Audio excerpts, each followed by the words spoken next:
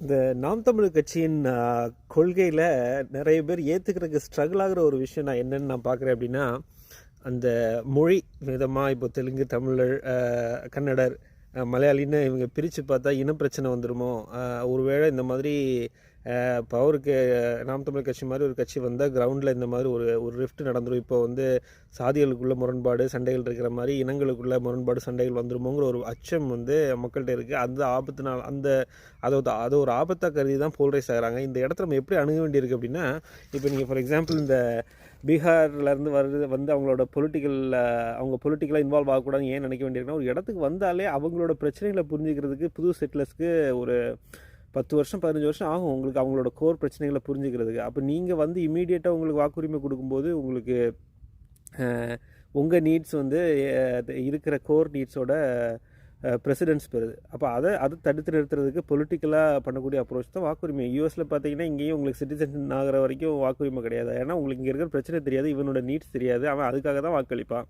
அந்த மாதிரி அவங்களுக்கு ஒரு பீரியட் கொடுத்து அதுக்கு ப்ராப்பர் ரெக்கார்ட் வேணும், எல்லாத்துக்கும் ப்ராப்பர் டாக்குமெண்டேஷன் வேணுங்கிறது தான் நம்ம கேட்குறத தவிர யாரையும் சண்டை போட வைக்கிறதுக்கு இல்லை. ஒரு ப்ராசஸ் ரிஃபர்மேஷன். இதில் யார் எந்த ஒரு மொழி பேசுகிறவங்களும் இதை தப்பாக எடுத்துக்க வேண்டிய தேவையில்லை. பொலிட்டிக்கலி நீட்ஸ் இப்போ தமிழில் மீட்கணுங்கிற ஒரு நீடு வந்து மக்களுக்கு அதிகமாகிடுச்சுன்னா அவங்க நாம் தமிழர் கட்சி பக்கம் திரும்ப போகிறாங்க. அந்த கொள்கையை மக்கள்கிட்ட சொல்கிறதுல, அந்த மக்களோட மனதில் அந்த மாற்றத்தை ஏற்படுத்துறதுல அந்த கருத்துரிமை அது ஃபண்டமெண்டல் ரைட் இல்லை, அதை நீங்கள் தடுக்க முடியாது இல்லை.